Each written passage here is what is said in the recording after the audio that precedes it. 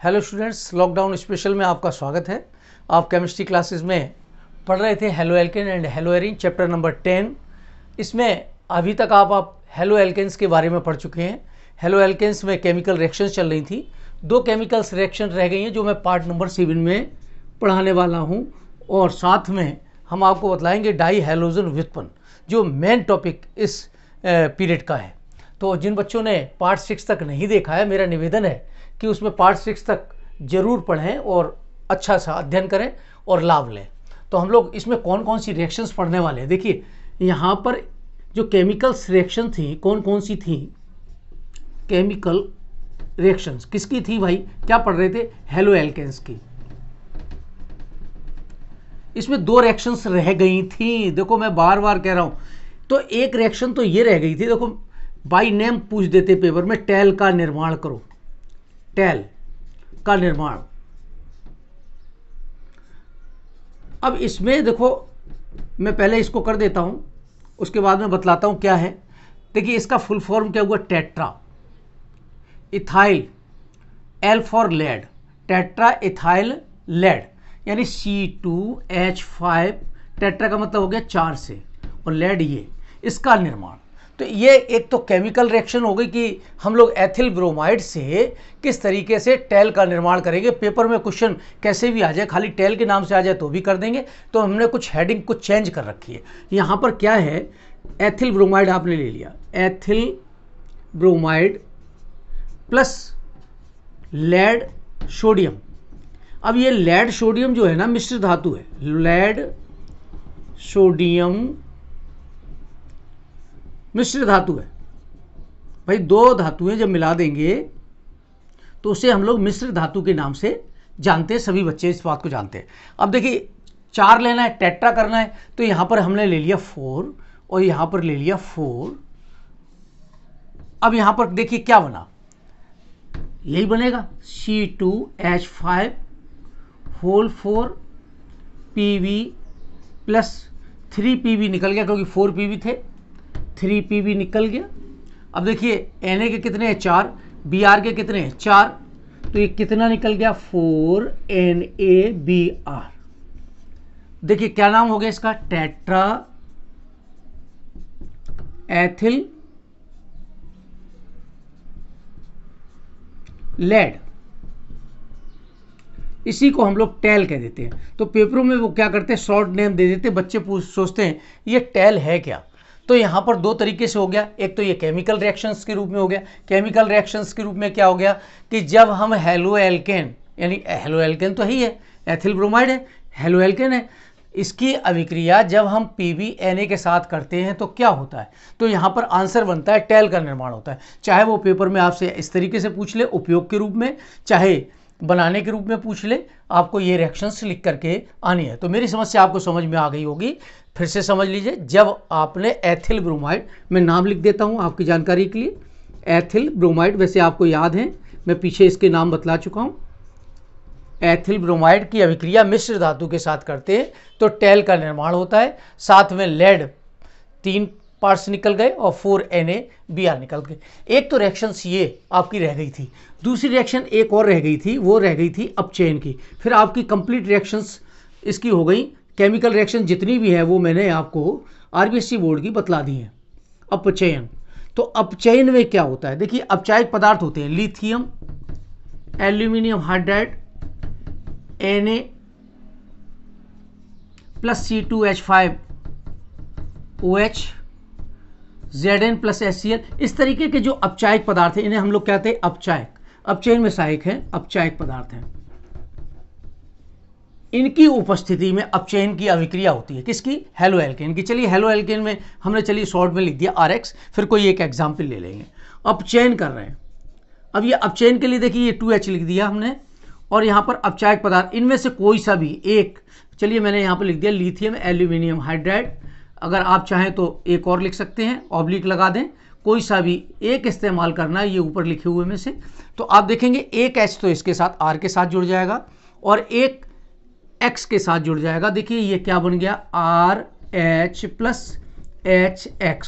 बोलो क्या नियम बना, नियम ये बना कि जब हम एल्किल हैलाइड का अपचयन कराते हैं इन अपचायकों की उपस्थिति में, तो हमें एल्केन का या एल्केन का निर्माण होता है या एल्केन का फॉर्मेशन होता है। तो आप लोगों ने कह दिया कि RX से एल्केन बनता है। तो अब पेपरों में कैसे भी आ सकता है, पेपरों में ये आ सकता है कि RX से एल्केन बनाओ अपचायक के साथ में। तो अपचायक कौन सा हो गया, लिथियम एल्यूमिनियम हाइड्राइड हो गया, Na+C2H5OH हो गया, इसकी उपस्थिति में ये बन सकता है। तो ये केमिकल्स रिएक्शंस जो दो रह गई थी मैंने बतलाई हैं, जिसमें से ये जो टेल वाली रिएक्शन है मैं फिर से दोहरा दूं, ये इंपॉर्टेंट तो दोनों ही हैं, लेकिन ये वेरी इंपॉर्टेंट है। ये कंपटीशन के लिए खास तौर से JEE और नीट के लिए खास तौर से इंपॉर्टेंट होती है। नेक्स्ट, अब देखिए मेन टॉपिक पे आते हैं। ये टॉपिक आपका कंप्लीट हो गया। कौन सा टॉपिक कंप्लीट हुआ, केमिकल रिएक्शंस ऑफ हेलोएल्केन। मैं लिख देता हूं कौन सी रिएक्शंस कंप्लीट हुई, केमिकल रिएक्शन ऑफ हेलोएल्केन। अभी तक आप पढ़ रहे थे, ये कंप्लीट हो गई, याद रखना। अब ये कंप्लीट हो गई। अब नया टॉपिक हम यहां से स्टार्ट करते हैं। जो आज का मेन टॉपिक है उसको हम लोग कह देते हैं, देखो, डाई हैलोजन व्युत्पन्न। डाई हैलोजन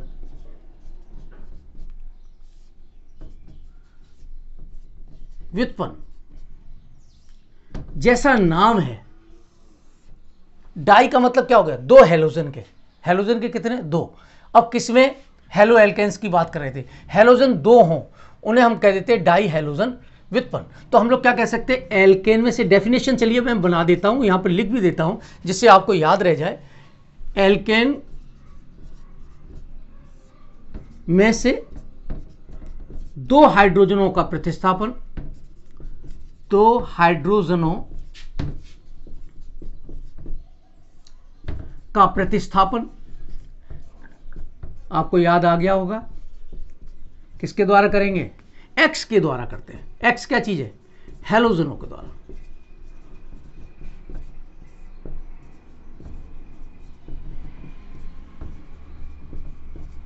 करते हैं तो डाई हैलोजन व्युत्पन्न प्राप्त होता है। कोई अगर पूछ दे, इसके लिए मैंने लिख दिया, नहीं लिखने की जरूरत ही नहीं थी, सीधी बात एक दो लाइन की थी कि हाइड्रोजनों को हटा दो, उसकी जगह X को जोड़ दो। लेकिन ये लिख इसलिए दिया कि आपके दिमाग में सेट हो जाए कि डाई हैलोजन व्युत्पन्न है क्या। अब देखिए ये हैं कितने प्रकार के, ये 3 प्रकार के हैं। कितने प्रकार के भाई, ये 3 प्रकार के। अब ये 3 प्रकार कौन कौन से हैं, देखिए पहला तो है जेम डाई हैलाइड, और दूसरा है विसनल भी कह देते हैं, विस डाई हैलाइड, और जो तीसरा है वो है अल्फा ओमेगा डाई हैलाइड। तो इनका अध्ययन करेंगे हम लोग यहां पर। अब देखिए जेम, अब जेम का देखिए मैं आपको एक एग्जांपल बतलाता हूं। CH3CH, ये कार्बन है, इसी से जुड़े हुए हैं Cl। कितने Cl जुड़े हुए हैं, 2 जुड़े हुए हैं। तो क्या हो गया, जेम। और देखना विशनल के लिए क्या करेंगे, ये जेम के लिए है CH2 Cl Cl। विस अल्फा ओमेगा की क्या बात करेंगे, अभी मैं समझाता हूं इसको दोबारा से। CH2, यहां Cl जोड़ दिया, Br भी जोड़ सकते हो, I भी जोड़ सकते हो, यहां पर हमने Cl जोड़ दिया। अब देखिए स्टार्टिंग में है और अंत में है, शुरू और अंत में। तो अब देखिए डेफिनेशन क्या बनी, देखो हम आपको बतलाएं, जैसे शहद है या चाशनी है, चाशनी के ऊपर कोई चीज चिपकाओ तो एक ही जगह पर चिपक जाती है। ऐसे इस कार्बन पर दोनों Cl एक ही कार्बन पर कह दो जुड़े हुए हैं। फिर से देखिए एक ही कार्बन पर जुड़े हैं। जेम और जेली नाम सुना है ना, उसका अर्थ यहाँ बिल्कुल नहीं है, लेकिन समझाने के लिए मैं इसका यूज़ कर रहा हूँ कि भाई मिठास है, मिठास है बोले एक जगह चिपक गए, जुड़ गए, ऐसे याद करना, ये याद करने की विधि है। यहाँ से इसका मीठापन से कोई संबंध नहीं है। यहाँ पर देखो बिस लग गया, बिस लग गया, थोड़ा सा बिस लगा, देखो अलग अलग हो गए, थोड़ा सा अलग अलग हो गया, देखो एक इस कार्बन पर एक इस कार्बन पर, तो इसको हम लोग कहते थे निकटवर्ती कार्बन पर, निकटवर्ती कार्बन पर हैलोजन परमाणु उपस्थित होता है। अब इस वाले में देखिए ये क्या है, एक कार्बन पर उपस्थित है। इसका दूसरा भी एग्जाम्पल हो सकता है CH3 CCl Cl CH3, देखिए एक ही कार्बन पर जुड़े हुए हैं, इसलिए ये कैसे हो गई, ये हो गए जैम, ये जैम हो गया। इस पर जुड़ा है, इस पर जुड़ा है, निकटवर्ती। दूसरा भी एग्जाम्पल बन सकता था निकटवर्ती का, हम यहां पर ले रहे हैं CH3 CHCl CH2 Cl। तो ये निकटवर्ती हैं, एक दो निकटवर्ती है, ये याद रखना। ऐसा मत करना कि इसको यहां जोड़ दो बोले साहब निकटवर्ती हो गए, निकटवर्ती नहीं होगा, वो अल्फा ओमेगा हो जाएगा। अब ये आ गया तीसरा नंबर अल्फा ओमेगा, तो मैं थोड़ा साफ साफ लिख दूं क्योंकि ये सब पास पास हो गया। अल्फा ओमेगा यहां लिख देते हैं। देखिए हमने लिखा Cl CH2, ये चेन छोटी बड़ी कुछ भी हो सकती है, ये लिख दिया। अब देखिए यहां पर पोजीशन पे जुड़ा, एक नंबर पे जुड़ा है, ये 4 नंबर पे जुड़ा है, तो ये जरूरी नहीं कि 1 नंबर और 4 नंबर हो। आप तो कैसे याद करेंगे, स्टार्टिंग पॉइंट जिसको हम लोग कहते थे शुरू, और ये कौन सा पॉइंट हो गया, अंत, जहां से आपकी शुरुआत हो रही है वहां पर और अंत में दोनों जगह हैलोजन परमाणु उपस्थित होते हैं या समूह उपस्थित होते हैं, उससे हम लोग कह देते हैं अल्फा ओमेगा डाइहैलाइड। तो ये आपकी समझ में आ गया होगा। मैं एक बार फिर से इसको दोहरान कर देता हूं जिससे कि आपको याद रह जाए। जैम का मतलब क्या हो गया, मैं यहां लिखता हूं, एक ही कार्बन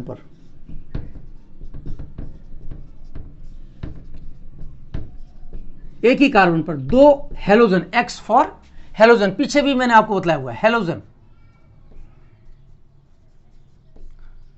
हैलोजन परमाणु एक ही कार्बन पर जुड़े होते हैं, एक ही कार्बन पर दो हैलोजन परमाणु या समूह जुड़े होते हैं। एक बात हो गई, ये इसकी डेफिनेशन क्या बनी, निकटवर्ती कार्बन पर जुड़े होते हैं। अल्फा ओमेगा क्या हो गया, शुरू में यानी शुरू के कार्बन पर और अंतिम कार्बन पर हैलोजन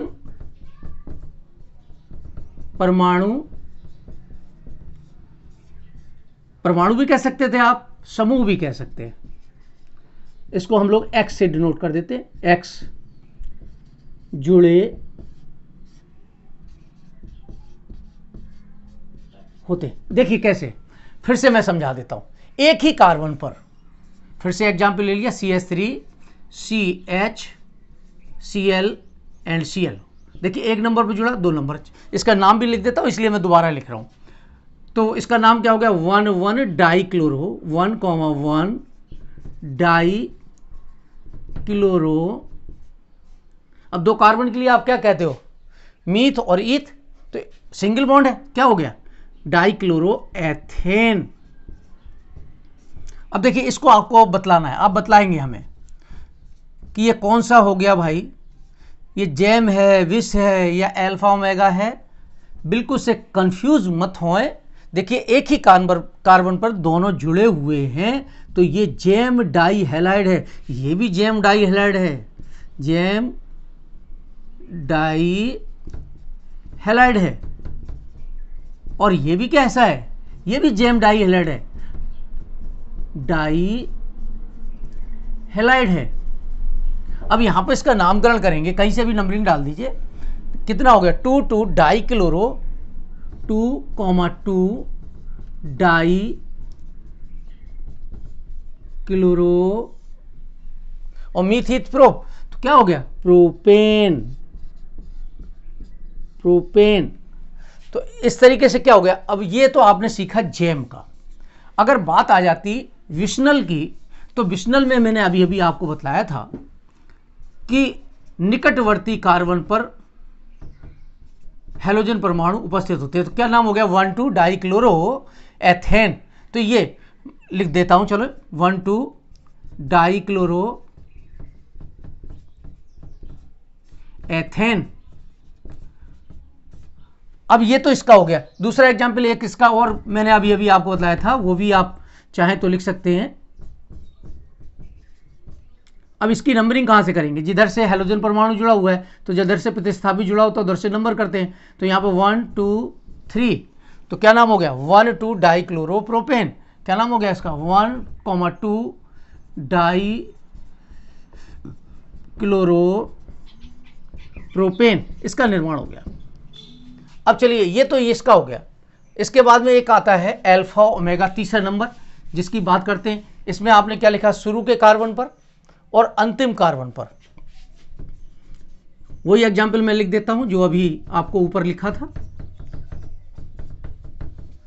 ये लिख दिया बिल्कुल सेम।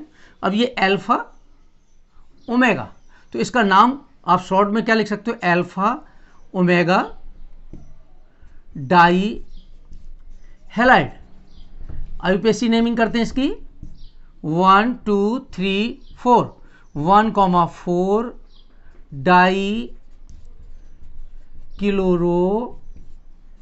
डाइक्लोरोमीथ ईथ प्रो ब्यूट। क्या नाम हो गया, ब्यूटेन, क्योंकि सिंगल बॉन्ड है ना, ब्यूटेन।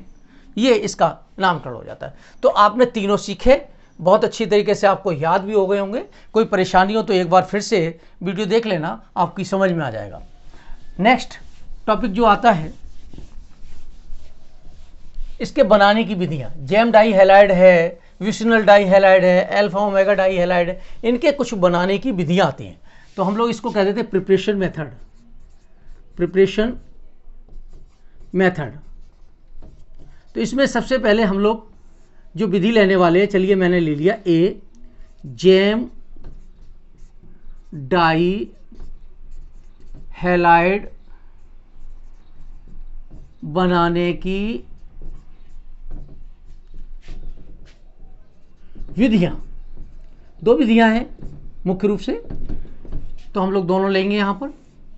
देखिए कौन कौन सी दो हैं। एक तो है कार्बोनिल यौगिकों से, कार्बोनिल यौगिकों से, और दूसरी है एथाइन से या एल्काइन से कह दो, एल्काइन से। तो हम लोग सबसे पहले ले लेते हैं कार्बोनिल यौगिकों से। एक नंबर लेते हैं, याद रखना, कार्बोनिल यौगिकों से जैम डाई हैलाइड का निर्माण। तो अब ये यहां पर हमने हेडिंग डाल दी, तो बार बार लिखने की जरूरत नहीं है, कार्बोनिल यौगिकों से। तो कार्बोनिल यौगिक क्या हैं, ये नेक्स्ट चैप्टर में आप वैसे तो पढ़ोगे, मैं आपको बतला दूं। यहां पर आप एल्डिहाइड और कीटोन की बात कर लो, तो एल्डिहाइड कीटोन क्या है, ये कार्बोनिल यौगिक है। अब इस कार्बोनिल यौगिकों में क्या है, देखिए ये इस तरीके का जिसमें भी ग्रुप लगा हो या कह दिए संरचना सूत्र लगा हो, उसको हम लोग कह देते हैं कार्बोनिल यौगिक। तो कार्बोनिल यौगिक में आपने इसको ले लिया। अगर मैं इसकी अभिक्रिया PCl5 के साथ करूं, देखिए PCl5 है, तो PCl5 को कुछ हम इस तरीके से लिख दें जिससे कि आपकी समझ में आ जाए। ये देखिए Cl, ये Cl, ये इसलिए लिखा कि जिससे आपको थोड़ा सा समझा सकूं कि क्या निकल रहा है। अब आपने इसकी क्रिया की, अब क्रिया करने पर यहां पर क्या निकल गया, POCl3 निकल गया,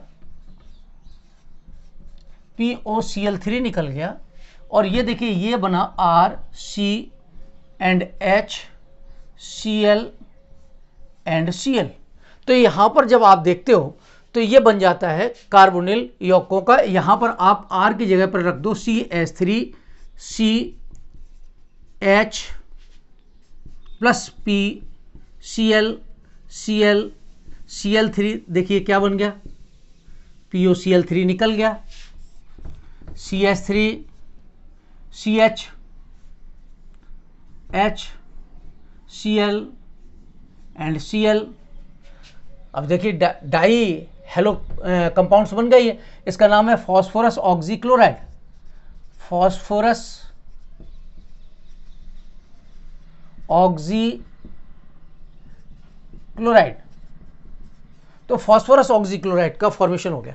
अब यहां पर देखिए ये क्या हो गया, 1,1 डाइक्लोरो एथेन, 1,1 डाइक्लोरो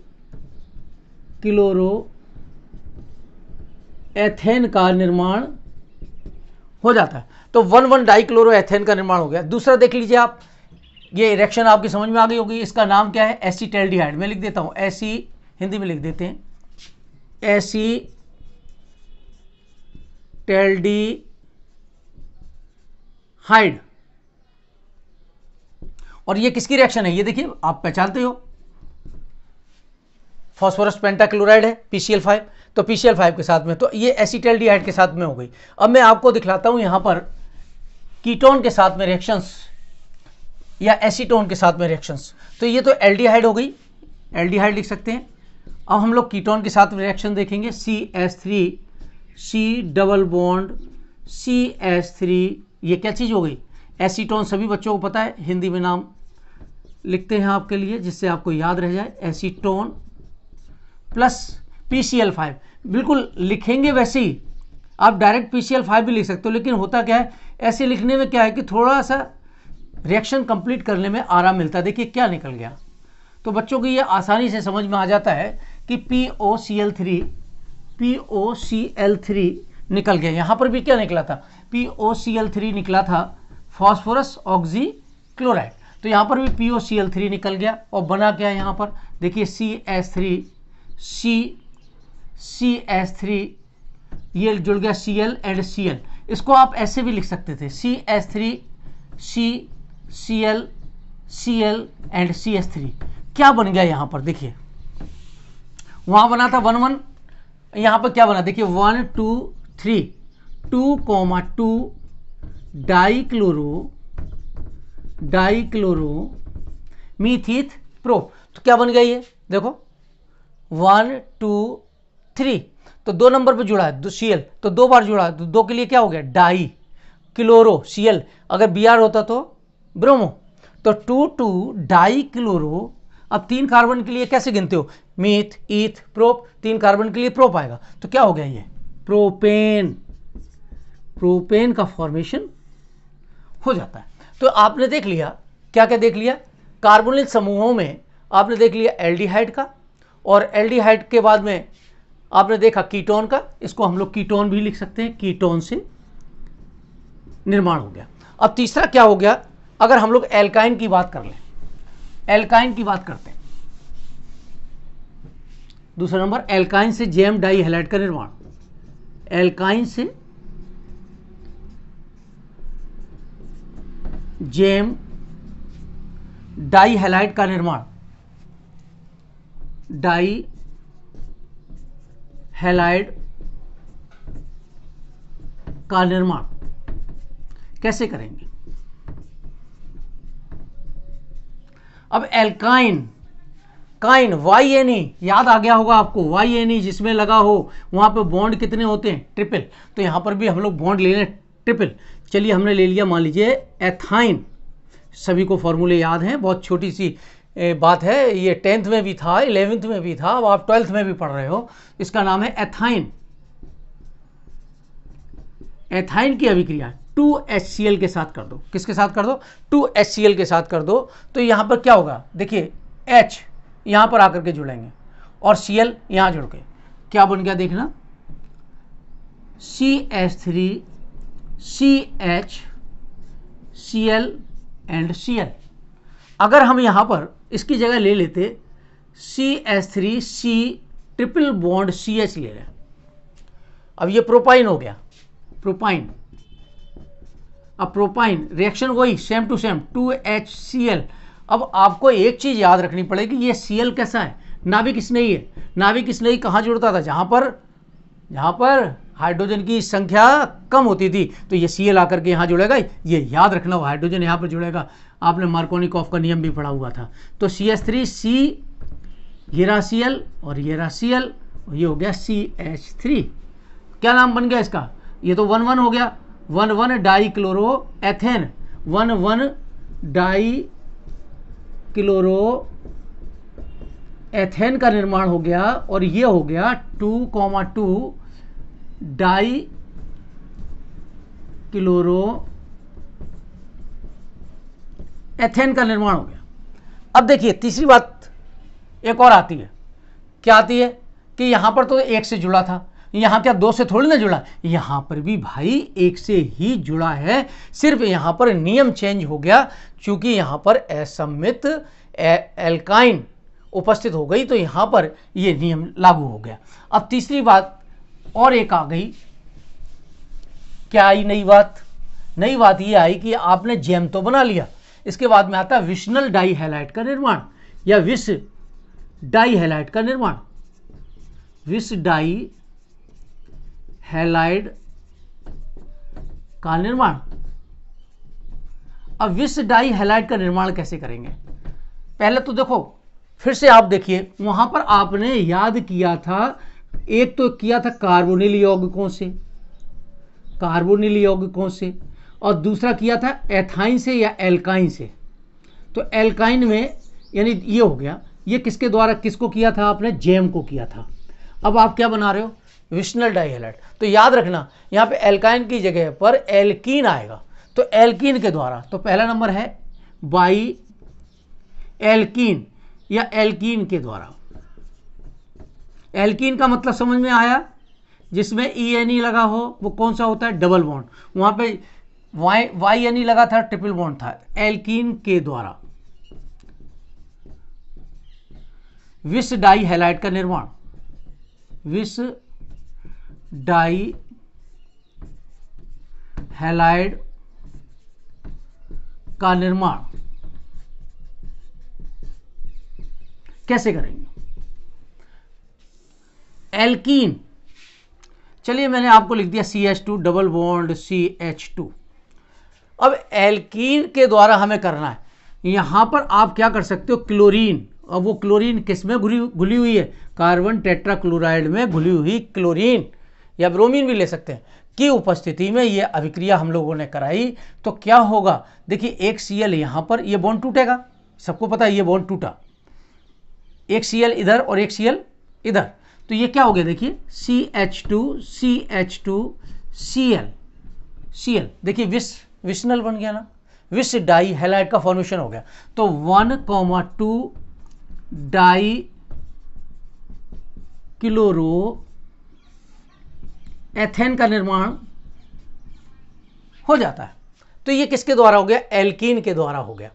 तो दूसरा एक और, इसमें ही एक और विधि है इसके बनाने की, ये B नंबर था आपका, B में ये पहला, और दूसरा पर यहाँ पर एथिलीन ग्लाइकोल के द्वारा, एथिलीन ग्लाइकोल आपने ले लिया CH2 CH2 OH।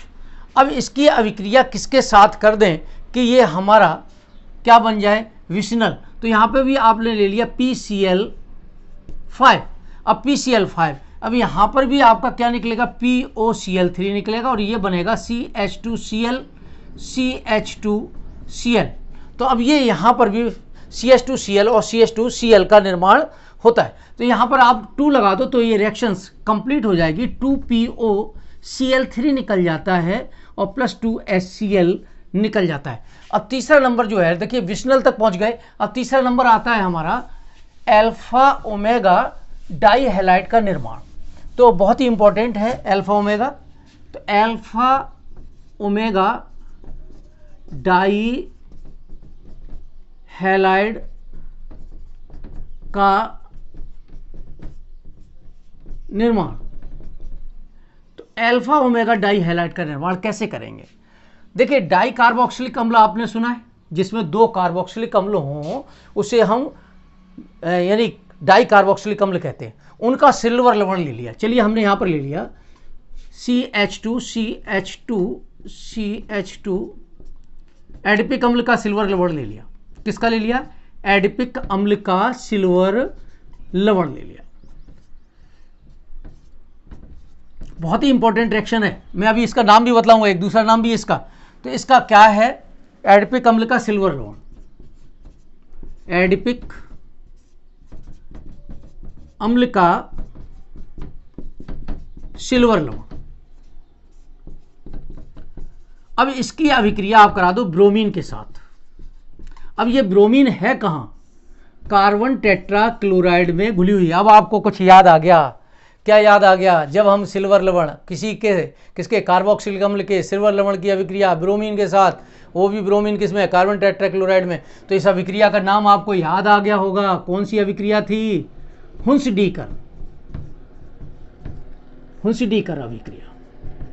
तो पेपरों में अगर नेम रिएक्शन खाली पूछ दे तो कोई सी भी लिख दो, जो आपके पिछले चैप्टर में है, अगले चैप्टर में है, या ये वाली रिएक्शन लिख दो अगर नेम रिएक्शन से। अगर वो ये कह दे हुंसडीकर अभिक्रिया के द्वारा डाई हैलाइड का निर्माण करो, या अल्फा ओमेगा डाई हैलाइड का निर्माण करो, तो आपको यही रिएक्शन लिखनी है। अब देखिए यहाँ पर क्या होगा, 2Br 2Ag के साथ निकलेंगे। देखिए मैं यहाँ लिख देता हूँ, 2AgBr निकल गए, वी कार्बोक्सिलीकरण।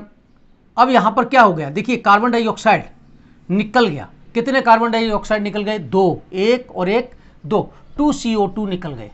अब बचा क्या, 2Br बचे और ये बचा, देखिए CH2 CH2Br CH2 CH2Br 1 2 3 and 4, क्या नाम हो गया इसका, 1,4 डाइब्रोमो। अब मीथ ईथ प्रोप ब्यूट, क्या हो गया ये, ब्यूटेन। सबको याद है कि 4 कार्बन के लिए हम लोग ब्यूटेन शब्द का प्रयोग करते हैं। क्या हो गया, 1,4 डाइब्रोमो ब्यूटेन। अब हमने इसका अल्फा ओमेगा नाम क्यों रखा, देखिए शुरू में और ये कहां पर, अंत में, तो इसका नाम क्या हो गया, अल्फा ओमेगा डाई हैलाइड का निर्माण हो जाता है। तो ये तो थी आपके बनाने की विधियां। अब आ जाइए केमिकल रिएक्शन। डाई हैलोजन व्युत्पन्न की रासायनिक अभिक्रिया, डाई हैलोजन व्युत्पन्न की रासायनिक अभिक्रिया, ये आपको नेक्स्ट वीडियो में हम आपको बतलाएंगे, यानी पार्ट नंबर 8 में आप इसको आप देखेंगे अगले वाले में, और उसमें हम आपको बतलाएंगे उपयोग तक। तो पार्ट नंबर 8 कल अपलोड होगी। तो आप लोग लगातार याद करते रहें, मेहनत करते रहें बच्चों, और एक एक मिनट समय का सदुपयोग करें। लाइक डिसलाइक के चक्कर में नहीं पड़ें, कमेंट्स जरूर लिख दें, जिससे मुझे ये पता चले कि बच्चे क्या डिमांड कर रहे हैं, कहीं कोई कमी रह रही है। मैनुअली मिस्टेक हो जाती है, हमसे भी होती है, बच्चों से भी होती है, किसी भी मानव जाति से हो सकती है। तो आप हमें अवगत जरूर कराएं कि सरल भाषा में सर आप ऐसे पढ़ा दें, ऐसे पढ़ा दें। मैं कोशिश करूंगा कि आपकी डिमांड पूरी कर सकूं। Thank you very much.